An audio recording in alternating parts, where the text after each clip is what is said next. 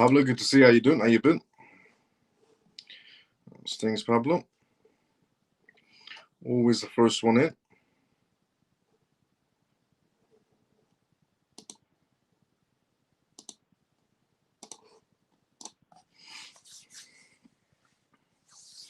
JP, good to see you as well, brother. How you doing? Evening. How you been?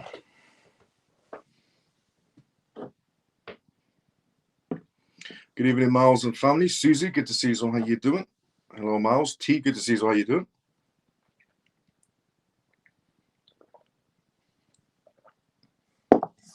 Mike, good to see you as well, brother. How you doing? Evening, my people. Davey, good to see you as well. How you doing? How you been?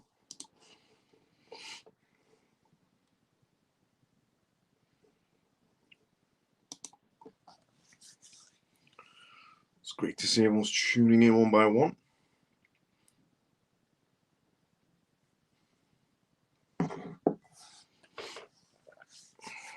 Okay. By the time I can see people reposting and liking as well. Thank you so much to everyone who's already reposting and liking. Let's do the intro. Let's do essentially disclaimer what we're going to talk about on tonight's live, because a lot of major things are happening, which we're going to be covering on tonight's live, mostly about Ripple, a lot of Ripple news going on. So, welcome to the CMF live show. If you're watching this for the first time ever, the CMF stands for Crypto Miles Family. My name is Miles. You can tune to this live Monday to Friday, 10 p.m. London time onwards, with the most recent news regarding cryptocurrency, CBDCs, AI, politics, and regulations. Pretty much vital information for you to know about regarding the world completely transforming into a digital space. We also do Q&As on this live as well, which means if you do have any questions, put it down in the comment section. More than happy to help you out. And the disclaimer of this live, as always, is not financial advice, not political advice, and whatever I say is only for entertainment purposes. And this is episode 394 of the CMF live right now. And by the way, thank you so much to honestly everybody who has already straight away liked and retweeted this live if you're watching this on X. And thanks so much to everyone who's also put a comment outside the live as well on X. And thank you so much to everyone on YouTube who's already liked the live and put a comment outside as well. If you haven't seen it, members, take 2 to 3 seconds to smash the like buttons and the retweet buttons on both X and YouTube. Now, on tonight's live, we're going to be talking about the Bitcoin options, essentially, that are going to be expiring soon. What could possibly happen inside the market space? We have some perspective to news, essentially, to go on regarding Citibank's newest perspective on the market space. Are we going to be heading towards that alt season after all? We're also going to be talking about some banking news on tonight's live. More banks are expanding inside the crypto sector. And most importantly, the Ripple news we're going to be covering on tonight's live as well. Before we talk about that, let's go inside the comment section first. But the first news we are going to be covering is regarding Bitcoin options. But let's go inside the comment section first and then go straight into the first news on tonight's live. So let's see where we're at. We were at here. T's question, is the US government still in shutdown? Yes, the Democrats have still not voted in favor, which means the US government shutdown is still going on. Good evening, Miles, as CMF, free and forever. Good to see you on. How you doing? How you been? Evening, Miles, as CMF. Are you looking forward to the weekend? Yes, I am. Mike, let's go. Now, Bitcoin options, roughly about $31 billion worth of Bitcoin options are about to essentially expire.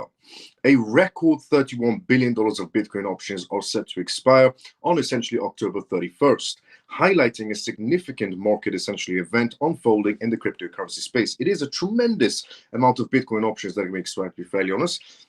And it is going to have essentially some sort of repercussions on the market space. Market participants are closely watching essentially the expires due to potentially cause some sort of price fluctuations and volatility, impacting essentially traders and their strategies and the cryptocurrency valuations. On October 31st, Bitcoin options worth $31 billion are set to expire, marking a significant event inside the crypto market space. Such expiries can influence market dynamics by affecting a lot of traders essentially inside the market space. So if you are thinking about doing some futures trading on October 31st, maybe reconsider.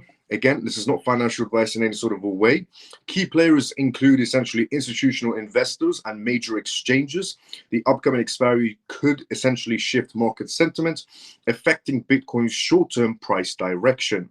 Traders and analysts also essentially expect potential shifts in Bitcoin's price due to the expiry event of the options, and market participants are closely watching for some sort of volatility spikes to be happening too.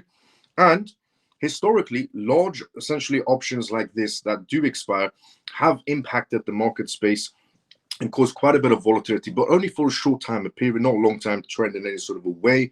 Previous option expiries of this magnitude have led to increased market activity. Historical patterns also suggest the potential for heightened volatility during such events on the 31st of essentially October.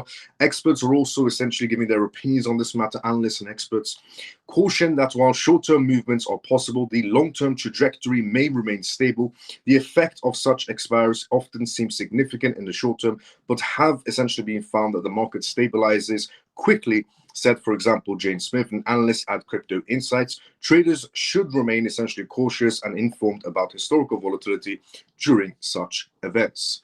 So, 31st of October, this essentially end of this month, we're going to be experiencing maybe some sort of short-term volatility for Bitcoin due to the amount of Bitcoin options that are going to be expiring, $31 billion. And the people that are holding essentially these options are pretty much exchanges or essentially high-profile traders or even institutions.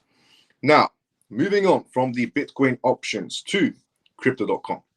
Crypto.com, just like Ripple and Circle, has just now applied for a trust bank license. Crypto.com also wants to essentially become some sort of a crypto bank, just like essentially Circle or essentially Coinbase and so on. Crypto.com has filed for a national trust bank license with the US essentially of OCC to expand federally regulated digital asset services inside the United States and on a global scale. If granted, the charter could enhance institutional access to custody and staking services inside of Crypto.com, which is going to play out great for their own token, which is CRO.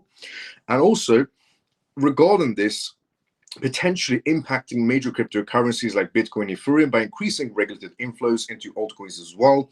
According to the official reports, Crypto.com has taken a substantial step in the streak plan by applying for a national trust bank charter, joining the ranks of Coinbase and Ripple and Circle, pursuing essentially federal regulation. CEO Chris emphasized the regulated and secure offerings have been a focus from the company's inception, reflecting the firm's commitment to trusted services. This filing, if approved, could essentially allow Crypto.com to deliver federally essentially regulated digital asset solutions across multiple blockchains and protocols. Such as an expansion might attract institutional clients to Crypto.com, to altcoins, to the top 10 crypto projects, and most importantly, even to their own token, CRO. Kronos, Crypto.com's native token, experienced a brief price increase based on this announcement. Following this announcement, however, significant on-chain data or liquidity shifts tied to this development were not immediately evident. The company's official statement suggested a desire for a growth inside of this sector rather than a competition within the banking sector, as no other essentially executives commented publicly during the reported essentially period. Strong indicators also suggest positive financial outcomes for institutional assets and inflows into Crypto.com, provided regulatory relief occurs, and historical trends have shown that federally essentially regulated services increase market confidence, but require time for the actual inflows to manifest essentially significantly. In other words, it's not going to be happening overnight. It is going to be happening over time once Crypto.com does get its banking charter license, alongside essentially Coinbase and most importantly, Ripple. Now, moving on essentially from Crypto.com to JP Bank, essentially to JP Morgan. Before we talk about JP Morgan Bank, let's go inside the comment section first, and then we go straight into JP Morgan news. Well, Miles and CMF, Scott, good to see you. How you doing, brother? How you been? Woodhouse, good to see you. How you doing? How you been? I hope that you had a good day. Share the live. Let's go, Scott. Facts. I did have a good day. I was all over the place, I'll be honest. Hi, when can we see an eye-watering prices? Johnny, give it some time. Woodhouse, good to see you, brother. How you doing? It would be good if Crypto.com gets this, as it would give more professional oversight, making a safer platform to deal with, as before they have a dodgy, as you know, Miles. Yes, it's true. I have had some difficulties in the past, a long time ago, with Crypto.com, but they resolved it after I had a conversation with them on X within 5 minutes, interesting enough. But yeah, expensive. Johnny, give it some time. Now, JP Morgan. JP Morgan preparing to accept Bitcoin and Ethereum as loan collateral using third-party custodians. A bank that rejected cryptocurrencies and essentially said that cryptocurrencies are for essentially criminals and Ponzi schemes, now has decided to offer some sort of lending and borrowing services for cryptocurrencies. It also does go back to what I said. A lot of people are thinking about opening up LLCs and essentially, some sort of private limited companies for their cryptocurrency portfolios. And I said, give it some time. The bigger corporations, the behemoths inside the institutional sector, will slowly start offering some sort of crypto services to you that could be better than what's offered, essentially what's available right now for you. And we're starting off essentially with JP Morgan, one of the biggest banks in the world, offering crypto services. JP Morgan Chase is reportedly planning to allow its clients to use Bitcoin and Ethereum, starting off with Bitcoin and Ethereum, as collateral for loans. A move that would further essentially integrate digital assets into mainstream finance. That is huge news, not just for Bitcoin and Ethereum, but in general for the crypto space, that it's just become such a mature space right now. According to Bloomberg, the investment banking giant is preparing an initiative enabling essentially clients to borrow against their holdings of Bitcoin and Ethereum. The plan would rely on third-party custodians to securely essentially store the crypto assets used as collateral, the report said. It was essentially also confirmed this will represent a major step towards cryptocurrency adoption among institutional and traditional financial institutions. The offering could make the two largest cryptocurrencies more appealing to institutional investors following their approval of their spot Bitcoin ETFs back in January 2024. Now, JP Morgan declined to comment on the reports that have come out. Rumors of the bank's interest in crypto-backed lending have circulated since July, when early reports essentially suggested that the firm was exploring such types of products. The Financial Times also previously reported that the offerings might not go live until 2026, though planning and internal discussions have been going on. JP Morgan's essentially broader crypto strategy. JP Morgan has steadily expanded its involvements in digital assets over the past few years, to be fairly honest. In July, for example, CEO Jamie Dimon said during an earnings call that the bank planned to explore stablecoins to better understand the asset class. In 2020, the bank launched JPM Coin, a dollar-pegged stablecoin and used for internal payments. By 2024, it had already invested in several spot Bitcoin ETFs, demonstrating a significant softening for its earlier skepticism towards cryptocurrencies. Jamie Dimon once one of the crypto theorists, essentially critics, called Bitcoin a decentralized Ponzi scheme back in 2022, but has since praised blockchain and smart contract technology as valuable innovations. A new era of crypto-backed banking is happening right now. If implemented, JP Morgan's new collateral system would be a major milestone for digital asset industries and could pave the way for similar offerings to be happening all over Wall Street and every bank around the world. By accepting crypto as a loan collateral, JP Morgan will not only essentially signal a trust inside the blockchain space and set out a beacon, but it is also getting more banks interested on the idea. It would mark a continuation of the bank's gradual but undeniable pivot towards digital asset integration within traditional finance.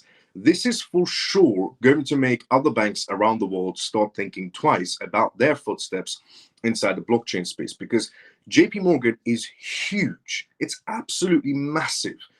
And other banks around the world are going to be taking notes of this, that JP Morgan, a bank that used to say crypto was, well, in his words, Jamie Dimon's words, Bitcoin is a decentralized Ponzi scheme, was his words a long time ago, now offering loans essentially and using Bitcoin as a collateral in his own bank is a huge deal. One, it shows that the crypto space is definitely matured. And two, I think every bank is going to follow JP Morgan like a domino effect, or in other words, like a ripple effect. Now, moving on from JP Morgan's biggest announcements, and all of this, by the way, is happening in a government shutdown situation. For everybody out there that might be thinking to themselves, not much is happening. Every day, Monday to Friday, I'm bringing in you news. I'm bringing everyone news Monday to Friday during this government shutdown of all the things that are actually happening inside of this government shutdown. Because to a lot of people, when they look at the charts, they think not much is happening inside the crypto space. But there really is. There's conversations being made regarding the crypto space, regarding regulations, as I've said, in the House, the Senate, Republicans, Democrats. There's also, in other words, banking news is happening. Every day, banks are expanding more and more inside the crypto space, not just American banks, but in terms of a worldwide, global basis, banks are expanding inside the crypto space. We have regulations coming out the UK, which is moving at a snail's pace during a government shutdown. There's a lot of things happening during this government shutdown. The biggest one that's happening is the Clarity Act, by the way. But moving on from that to Galaxy Digital Analyst confirming a crypto bull market intact. Before we talk about Galaxy Digital's perspective regarding a bull market, let's go inside the comment section first. As I said previously, this is live, as always, which means if you do have any questions or comments, put it down in the comment section. More than happy to help you out. So let's see what's happening inside the comment section.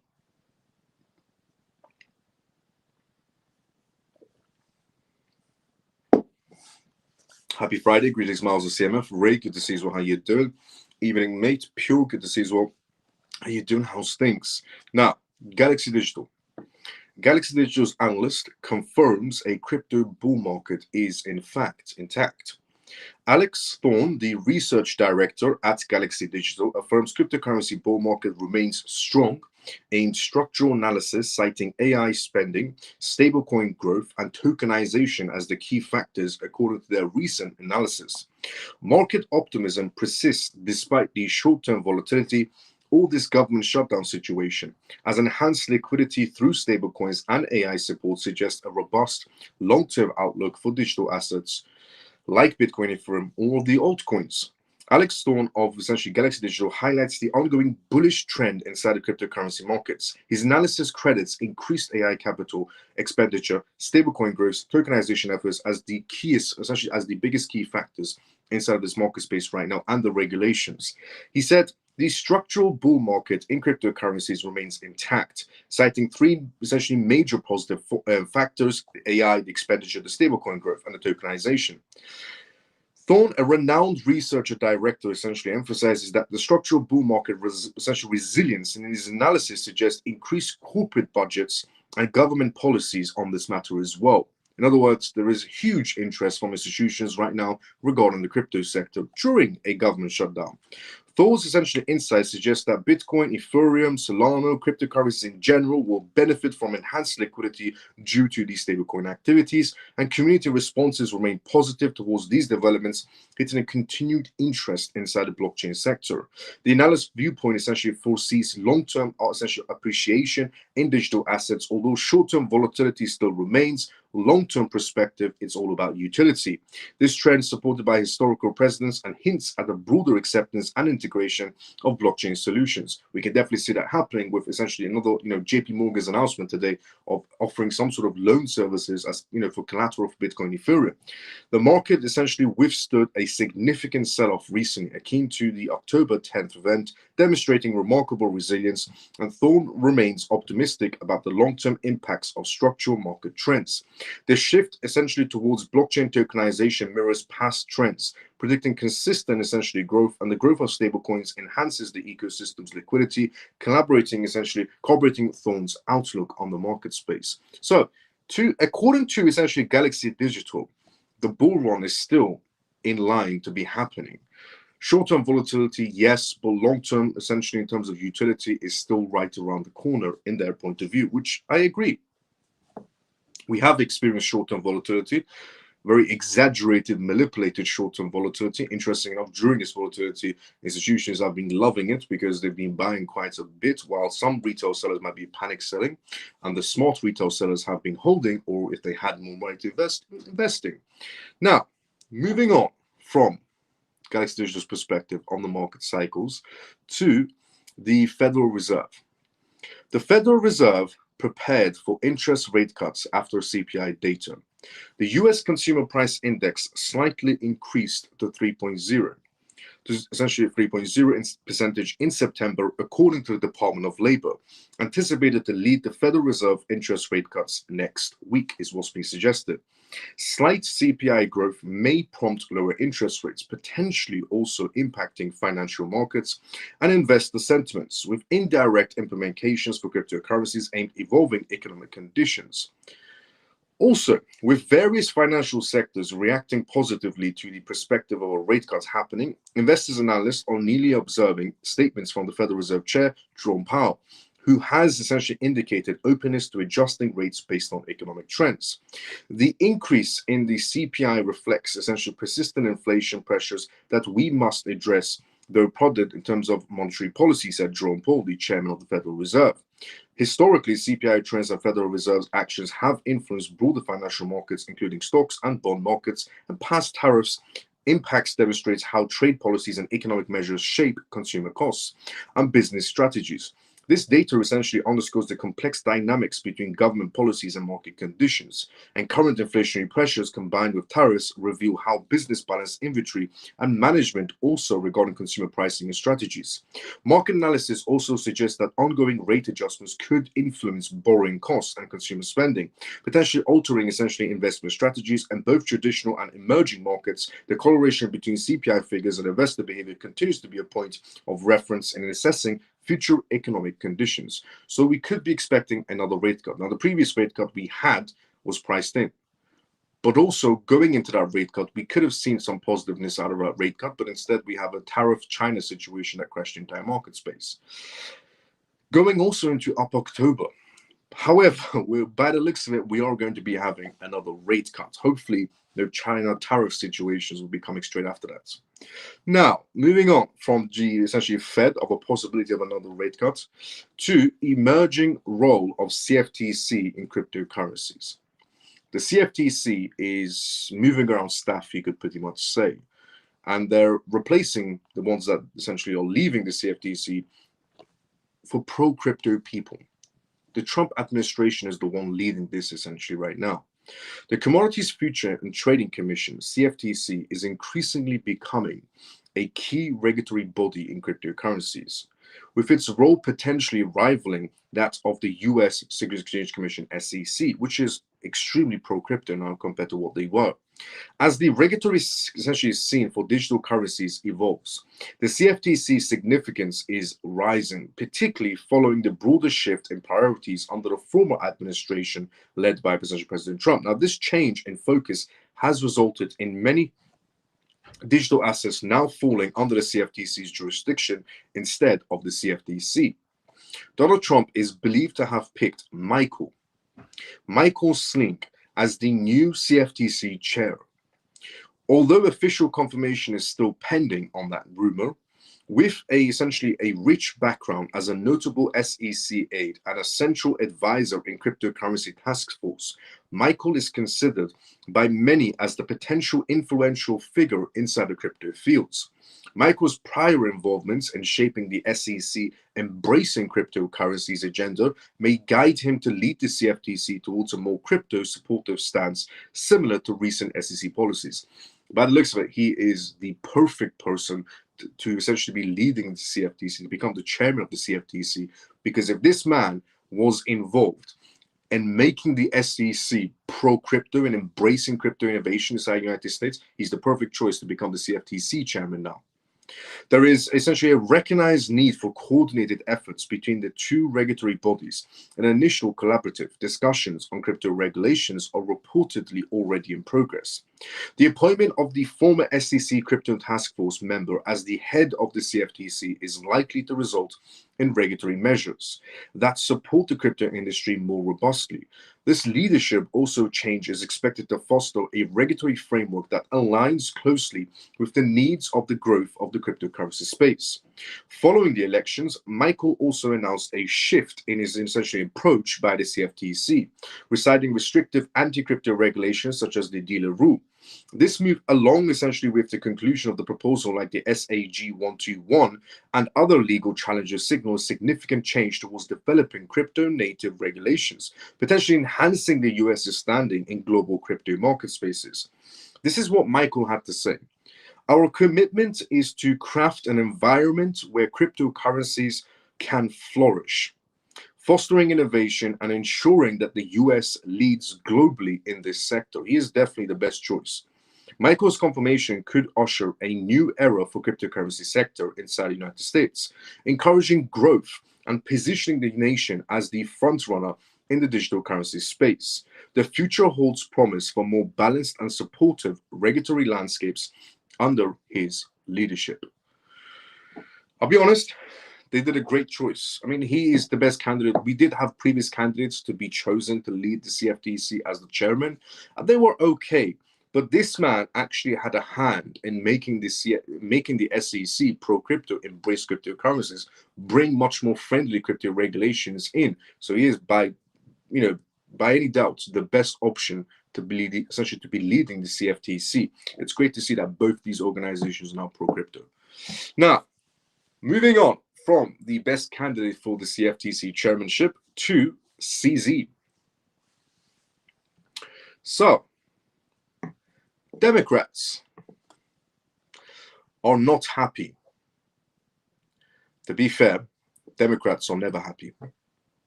Regarding the politicians, not the people that vote for them, regarding the politicians. Because they're not happy that CZ is pardoned by Trump. So today, Democrats have decided to have a meeting regarding that CZ should not be pardoned and that essentially Trump should change his mind on that. And that maybe CZ and Trump have a hand-in-hand or a back, essentially under the table deal going on. And the number one Democrat who's decided to essentially throw shade on CZ is Senator Elizabeth Warren. She is always the number one candidate to be absolutely negative and bring no usefulness to the entire world or to the American citizens. So here it is. CZ claps back at Warren's commentary following Trump's pardon. Binance founder CZ has responded strongly to recent claims made by U.S. Senator Elizabeth Warren. Binance's former founder. Binance's technically founder and former CEO, CZ, actually clapped back, in other words, at essentially Senator Elizabeth Warren. The exchange comes after President Donald Trump pardoned CZ, essentially yesterday or the day before, and because CZ pleading guilty to a willfully failing to implement an inadequate money laundering essential AML program at Binance. Warren condemned the pardon, saying that CZ had pleaded guilty to a criminal money laundering charge and had been sentenced to prison. She also claimed that he had financed Trump's stablecoin before asking the president for clemency.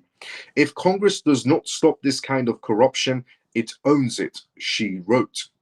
And CZ, essentially clapping back at her comments follow scrutiny over CZ's ties to Trump's linked crypto ventures. According to the essentially Wall Street Journal, he and his associates had backed initiatives related to these projects before his lobbying efforts. CZ has since fired back against the claims regarding Senator Elizabeth Warren, accusing her of misrepresenting the nature of the charges against them. I mean, to be fairly honest, when has a Democratic politician, or when has Senator Elizabeth Warren been honest in an entire lifetime? Never.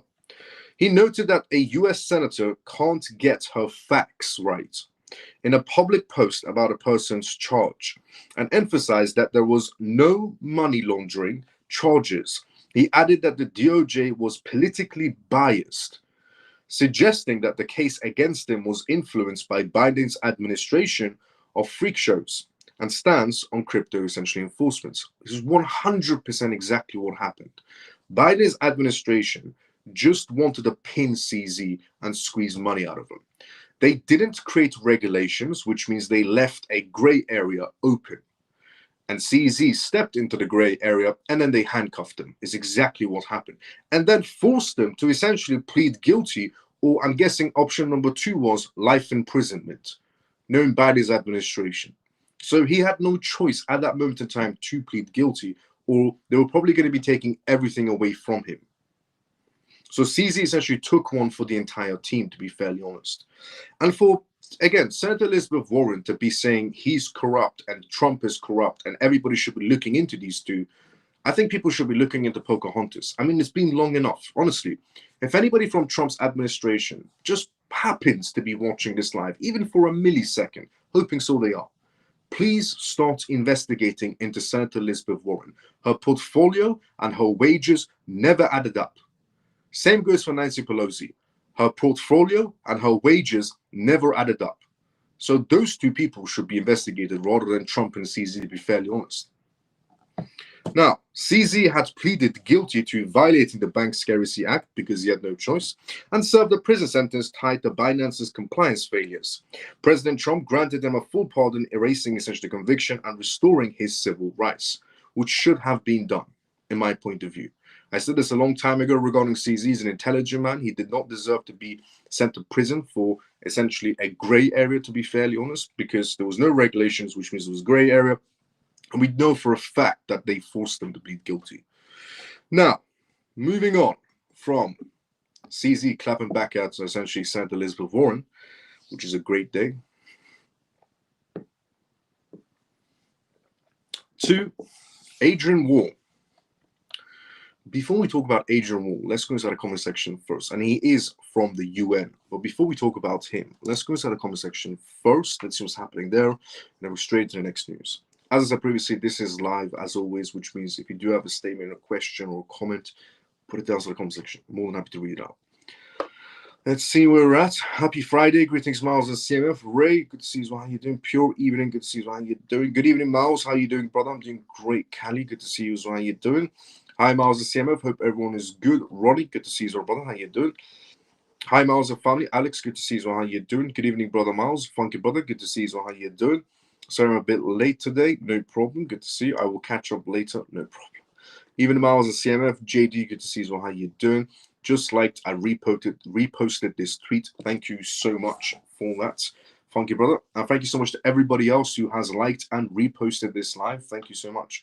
I never would have essentially guessed Pocahontas. I mean, she is pretty much. Happy Friday, Miles and CMF Peg. Good to see you. How you doing? Investigate Warren and Pelosi. Facts.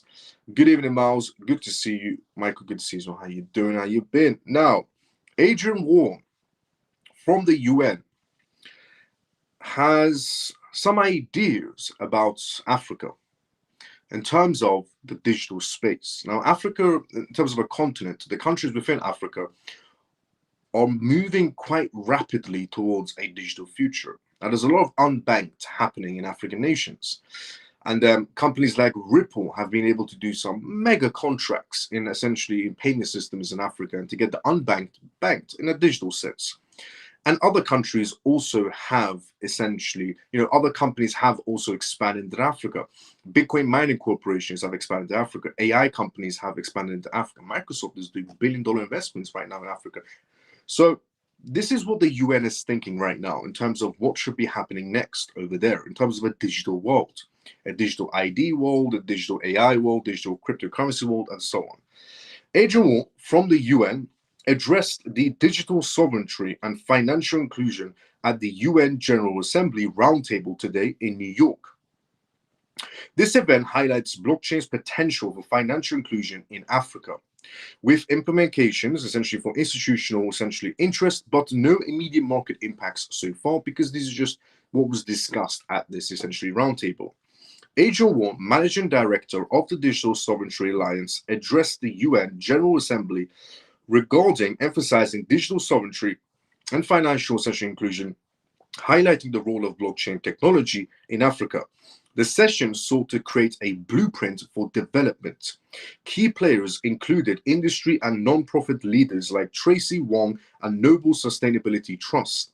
The session emphasized ethical technology adoption through collaboration. Adrian Wall's statement stressed data ownership, human freedom, and the need for a broad-based agency.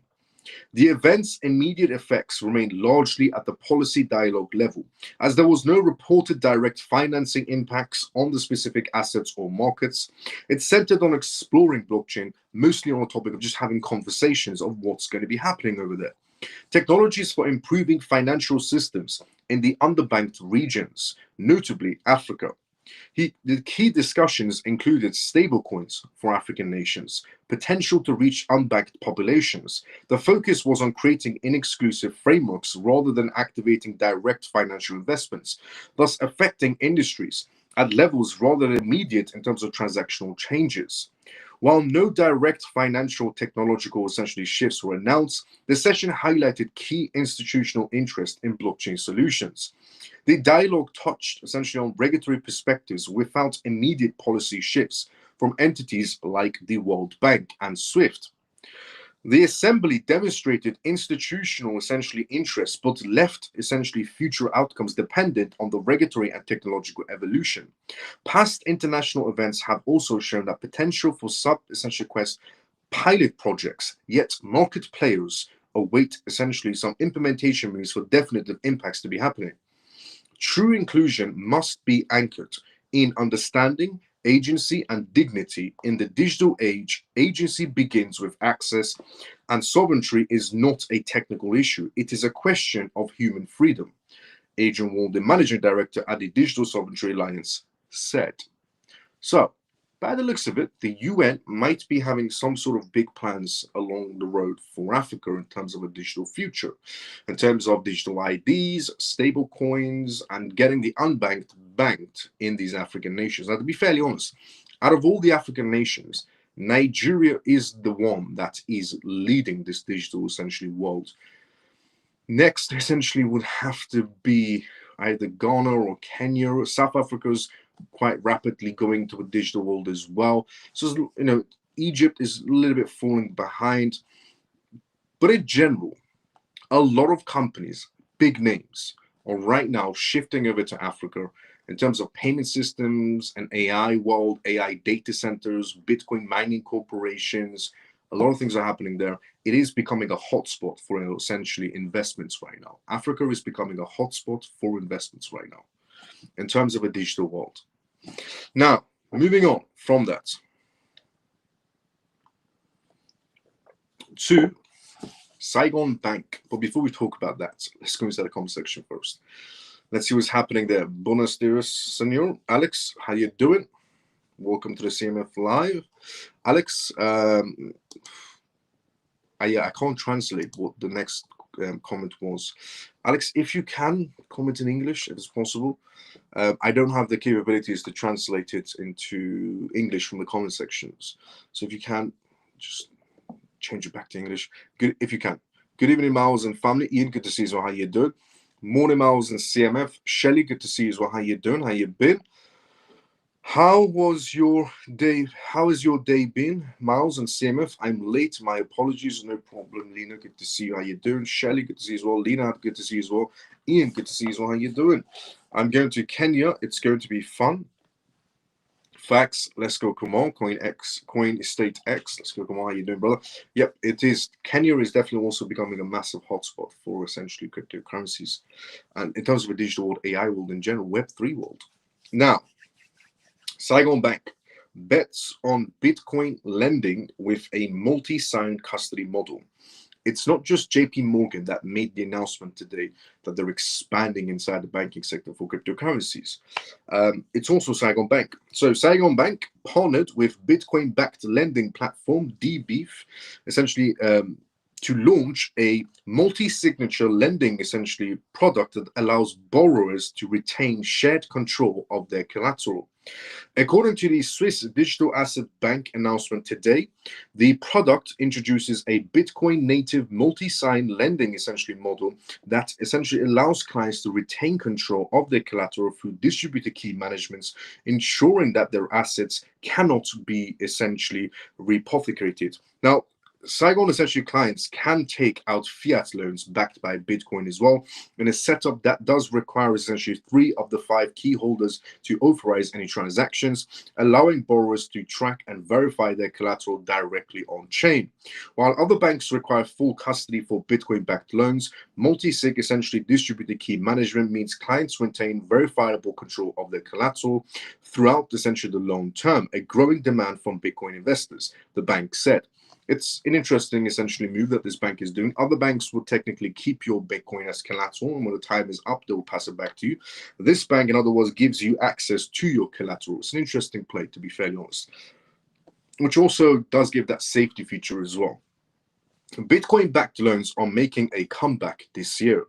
In April, essentially, Bitcoin mining company Riot Platforms used this stockpile as collateral to essentially secure $100 million in credit facility from Coinbase Prime, Coinbase's credit arm.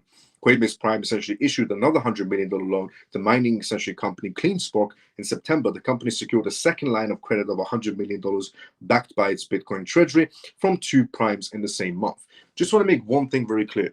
Regarding CleanSpark, that's borrowed $100 million essentially from Coinbase using their Bitcoin as collateral. They're a Bitcoin mining corporation.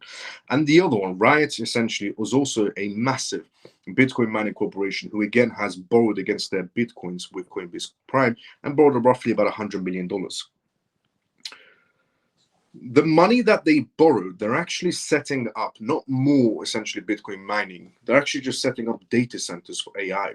A lot of Bitcoin mining corporations are shifting over to data centers for AI because they can make more money than they would mining Bitcoin, which is an interesting play, which is an interesting factor, to be fairly honest, which again, they won't talk about it inside of crypto. Well, Bitcoin maxes will never talk about this inside of crypto space because it's not a good image that Bitcoin corporations make more, Bitcoin mining corporations make more money becoming an AI data center than they would mining Bitcoin along the way.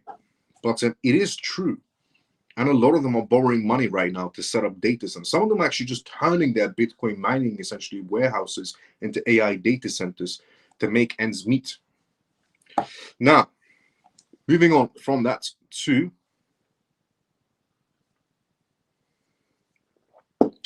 Custonia and Vantage. Another bank that's decided to essentially, well, two banks that essentially decided today, out of all days, with the JP Morgan announcement to expand inside the crypto space. Now, again, all of this is happening inside of a government shutdown. Custonia Bank and Vantage Bank have launched a blockchain solution that allows traditional banks to issue tokenized deposits designed to work alongside stablecoins.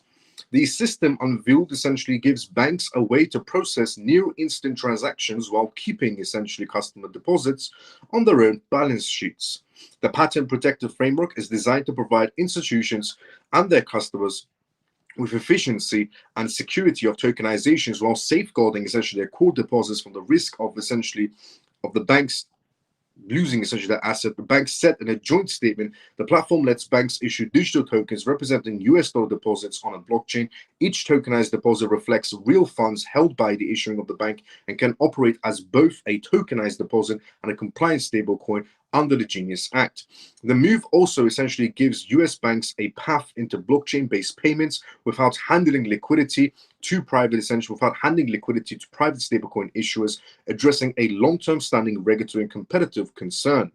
The system is built on Custonia's essentially blockchain and infinite essentially interlaces network, which provides interoperability between banks. It allows institutions of any size to issue and control wallets that hold both tokenized deposits and compliant stablecoins.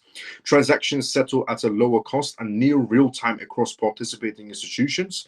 Custonia and Vantage said the initiative bridges the gap between crypto rails and regulated blockchains, essentially unregulated banks. It enables banks to take advantage of blockchain speeds and efficiencies without relying on third-party stablecoins that could drain deposits from the banking system. The company said the platform's design meets the disclosure and operational standards under the US Genius Act and Europe's also MiCA compliant frameworks. Easing cross-border interoperability, the release comes 7 months after Custonia became the first US bank to issue tokenized essentially deposits on a public blockchain, also in partnership with Vantage Bank. Interest is also in tokenized bank money has grown massively as regulators and banks assess the impact of fast expanding stablecoin markets now worth roughly $300 billion. The market's resurgence essentially accelerated after President Donald Trump signed the Genius Act. Regarding the US regulators and banks have raised concerns that private stablecoin issuers paying yield on deposits could divert funds from commercial banks, which the banks were not happy about regarding the Genius Act, but who cares about the banks? The Treasury Department projected in April that stablecoin assets could reach $2 trillion by 2028, potentially triggering as much as $6.6 trillion in deposits and outflows from the banking systems if we do offer yields essentially on stablecoins. By giving banks their own tokenization infrastructure, Custonia's framework offers a way to retain deposits and compete directly with large essentially stablecoin issuers such as Tether and Circle. The system lets banks maintain control of client funds while using blockchain for settlements, removing the need for intermediaries. As stablecoin adoption accelerates, tokenized deposits could become the banking sector's answer to preserving deposits and regulatory oversight in a digital era. The Custonia Vantage collaboration marks a new phase of experimentation among regulated institutions seeking to essentially merge banking and blockchain together. Whether tokenized deposits gain traction beyond early pilots will depend on regulatory acceptance and interoperability across networks. But with essentially stablecoins drawing institutional capital, banks are moving quickly right now to ensure that they can compete on the blockchain rails rather than competing against them.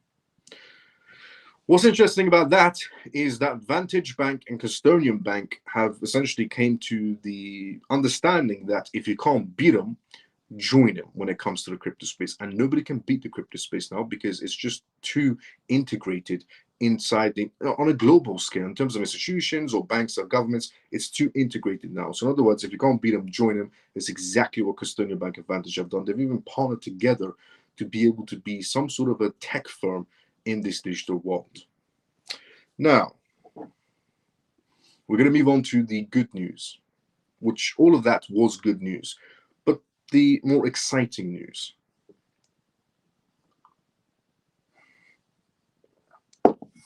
Which is XRP news.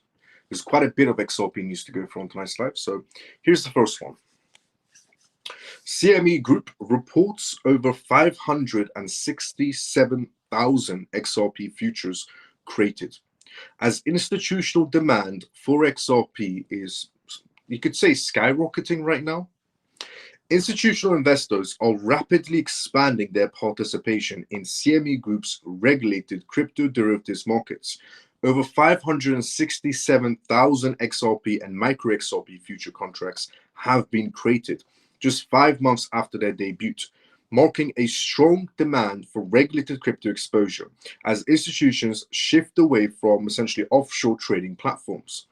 CME Group has essentially seen record-breaking activity across its crypto derivative products, with especially XRP. Open interest also for XRP futures hitting 20,700 and also 10,100 contracts respectively, reflecting stronger institutional engagements right now. According to CME, the top 10 open interest days occurred in October, showing expanding activity from large market participants. Ethereum, for example, was recently trading at around essentially $3,948, Solana at $192, and XRP continued to attract the most amount of institutional inflows. CME said the increase followed a wave of liquidations in offshore markets that drove traders towards regulated platforms. A spokesperson for CME stated the top 10 open interest days were all in October, demonstrating expanding essentially participation in regulated crypto derivative markets. What that tells you is in the time where the market was pretty much all over the place regarding a government shutdown, which was still in, regarding government shutdown, regarding the China tariff situation, with everything that was going on, institutions were buying XRP in terms of through the CME and Ethereum and a few other ones as well, but mostly they were buying XRP. During this time right now we're in, institutions were buying XRP. During the third quarter, CME reported combined crypto futures and options volumes exceeding $900 billion with Bitcoin, Ethereum, XRP, Solana, while average daily open interest stood at $31.3 billion. More than 1,000 of large open interest holders were active, showing a broad institutional participation in digital asset derivatives.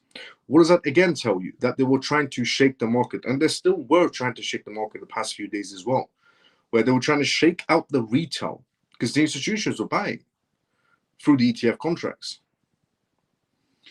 Beyond essentially Bitcoin and Ethereum, newer products like XRP futures are gaining traction right now. While XRP futures recorded $1.4 billion with over 567,000 XRP and essentially micro XRP futures created within 5 months of their launch, CME continues to attract institutions seeking regulated, transparent exposure to the growing crypto derivative market spaces. That is massive news for XRP. During a time of government shutdown, China tariff situation, Ukraine situation, Middle East situation, markets all over the place, gold skyrocketing, crypto going downwards essentially. During that time frame, institutions were buying XRP through CME in terms of the ETF contracts. That's massive. It does show you that there is 100% interest in that.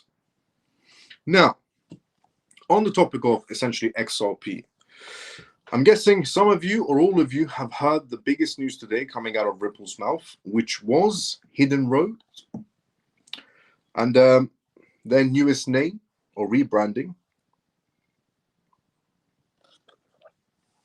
Ripple Prime, the first crypto firm to own a global multi-asset prime broker. Ripple is the only crypto firm in the entire world to own essentially a multi-asset prime broker now. Ripple Prime has officially launched following Ripple's acquisition of Hidden Road, marking the creation of the new force in global finance. The newly rebranded entity becomes the first crypto company to own and operate a multi-asset prime brokerage. This move immediately expands Ripple's prime services to include clearing, financing, and access to FX, derivatives, digital assets, and fixed income. Ripple Prime strengthens Ripple's institutional strategy and adds infrastructure for traditional finance access. This acquisition boosts Ripple's influence in global markets while aligning its digital assets with institutional-grade services. As operations scale, Ripple Prime expects continued growth and expanded reach across institutional channels. Ripple Prime now features full integration of Ripple's RLUSD stablecoin into its prime brokerage services. RLUSD is actively used as collateral for derivatives and demand from clients and continues to grow. The adoption remains strong due to its regulatory transparency and consistent governance frameworks. The RLUSD stablecoin ranks high for stability and regulatory backing, making it reliable for institutional usage. In July, Blue Chip awarded RLUSD a rating highlighting its governance and assets, essentially security. Additionally, BNY Mellon now serves as the stablecoin's primary reserve custodian, reinforcing compliance and trust. Ripple Prime leverages RLUSD for efficient capital deployments and margin support across a range of financial products. And clients using RLUSD benefit from reduced transaction costs and faster processing. As a result, the stablecoin's role in Ripple's Prime is expected to increase significantly. Ripple Prime combines blockchain infrastructure with Hidden Road's multi-asset trading capabilities. This synergy creates a streamlined experience for institutions seeking access to cryptocurrencies, foreign exchange, and fixed income markets. Ripple's services in custody, stablecoins, and payments now aligns seamlessly with prime brokerage offerings. Ripple Prime aims to support tokenized assets and collateral management also through blockchain integration by embedding Ripple's technology into Ripple Prime. The company reduces operational friction and enhances transaction efficiency. These developments position the business as a comprehensive digital asset hub for institutional clients. Both leadership teams share operational values, including risk control and global presence. The founder of Hidden Road, Marco, is essentially working directly with Ripple's CEO, Brad, to ensure smooth integration. Their collaboration underscores the long-term vision of Ripple Prime within the evolving financial landscape. Ripple Prime marks Ripple's 5th acquisition in 2 years. There is not another single crypto company that's doing this, to be fairly honest. Coinbase hasn't done what Ripple's doing. Binance hasn't done what Ripple's doing. And they're massive companies. Crypto.com hasn't done what Ripple's doing either. Circle hasn't done what Ripple's doing. The Solana Foundation hasn't done what Ripple's achieved so far. Avax's foundation hasn't achieved, Cardano's foundation hasn't done this for their own blockchains. Ripple is the only one that keeps on taking a step further, expanding inside the institutional sector, inside the financial sector. Ripple Prime marks the 5th acquisition in 2 years, solidifying its expansion in traditional finance. The company previously acquired Metaco, standard custody, and stablecoin payment platform Rail. Ripple also confirmed plans to acquire treasury tech provider G Treasury for $1 billion, which recently happened. The $1.25 billion in terms of Hidden Road acquisition reflects Ripple's growing ambition in the institutional financial services sector. Ripple Prime expands its portfolio with trading, financing, and access, essentially in terms of asset access. Each deal enhances Ripple's capacity to serve global financial institutions at scale. Ripple Prime's emergence essentially reshapes the integration of digital assets in traditional financial operations. With these new tools, stronger compliance, and the adoption of stablecoins in terms of Ripple Prime aims to transform institutional access worldwide. Ripple continues to expand as a dominant player bridging crypto and traditional markets. And we also have a post to read out from Brad himself. Brad put out a tweet on the announcement on the Ripple page regarding Hidden Road essentially now being called Ripple Prime. And this essentially is what Brad had to say about this announcement. With the completion of Hidden Road acquisition, now Ripple Prime, Ripple has made 5 major acquisitions in the last 2 years. As we continue to develop solutions aligned with our vision for the Internet of Value, I want everyone to know that XRP is at the core of everything Ripple does. As the CEO of Ripple tweeting out to the entire world on this announcement that Ripple now essentially fully acquiring Hidden Road, changing its name to Ripple Prime, having access to over 300 plus institutions, 160 countries, announcing to the entire world that I want everyone to know that XRP is at the core of everything essentially Ripple does. That's a massive announcement. And it is something we knew, but it's nice to hear it from the CEO of Ripple. Because for all of those morons out there inside the crypto space who said, so what, Ripple brought out Metico, it's got nothing to do with XRP. And you know those morons inside the crypto space. So what, Ripple brought out Hidden Road, it's got nothing to do with XRP. So what, Ripple brought out G-Treasury, nothing to do with XRP.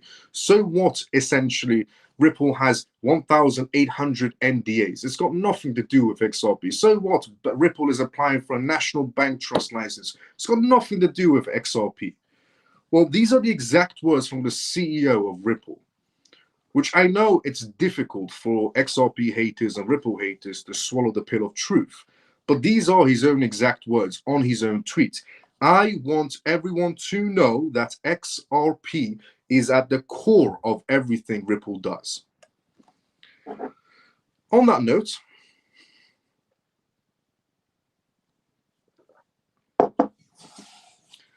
we have also come to the endings of tonight's live. This was episode 394 of the CMF Live. It's great that we're ending this Friday essentially with a very good note on what Ripple's achieved so far. But there are a lot of morons out there. Genuinely, there are so many morons out there inside the crypto space that hate on XRP daily, that hate on Ripple daily. I'm guessing they have no lives. Interesting enough, the majority of them hold XRP just in case they're wrong with their tweets. But if you ever wanted confirmation, if you ever just felt like you needed something, some sort of confirmation that Ripple is going to do something with XRP, XRP is going to achieve greatness, well, that's the words of Ripple's own CEO. XRP is at the core of everything they do. In other words, XRP is the heartbeat of Ripple. The heartbeat of Ripple.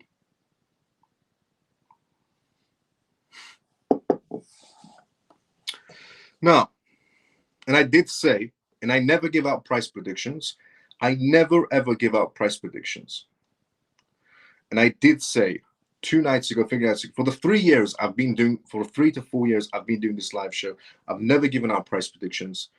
And I did a few days ago for the first time ever, and I said just G-Treasury and Hidden Road, which is now called Ripple Prime, just these two together, with the 800 plus banks they bring to the table, the 800 plus banks they bring to the table, the 300 institutions they bring to the table, and roughly about $16 trillion annually they bring to the table in 160 countries. Just these two together, forget about everything else that Ripple brings to the table with their bank and charter license and 1,000 plus NDAs and all the other acquisitions they've made. Just these two together, 200 to 300 XRP. The maths adds up.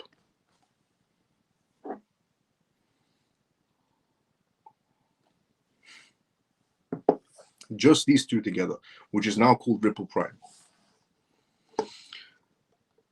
Honestly, it's great to hear these words from Ripple's CEO. We already knew it, but it's nice for him to say it so the morons inside the crypto space, and everybody knows who those morons are. We don't need to name the XRP moron haters. Everybody knows who they are. And every single one of them holds XRP just in case they're wrong. But We all know who they are. For all the times they said, oh, so what, Ripple brought out Metico, so what, Ripple brought out Standard Custody, so what, Ripple brought out this company, so what, Ripple has 1,000, it's got nothing to do with XRP. Well, we knew it did, but here's your confirmation, you morons. Now, before we go, let's inside the comment section first. If the Supreme Court says no to Trump's tariffs, what will happen to the markets? Tariffs will still continue. Markets will pick up, but tariffs will still happen, knowing Trump.